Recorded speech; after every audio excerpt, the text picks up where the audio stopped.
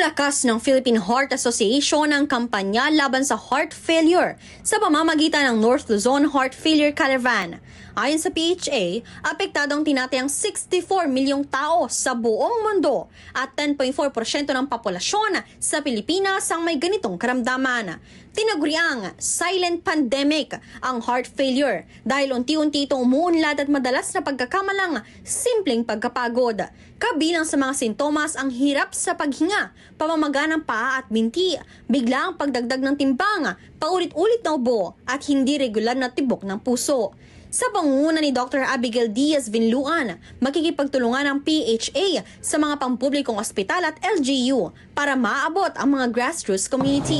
We have to partner with them kasi sila yung first na nakakakita ng mga pasyente, lalo na sa mga less fortunate.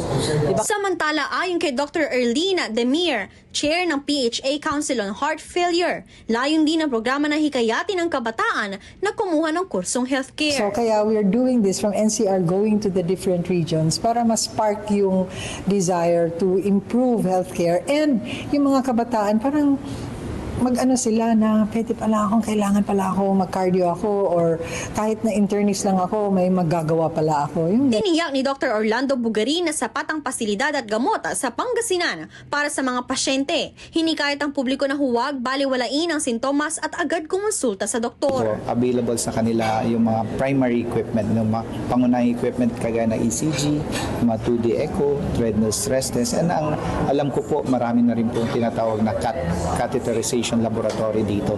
Mga pangunahing equipment or gamit na talagang napakahalaga sa pag-diagnose ng mga pasyente nating may heart failure.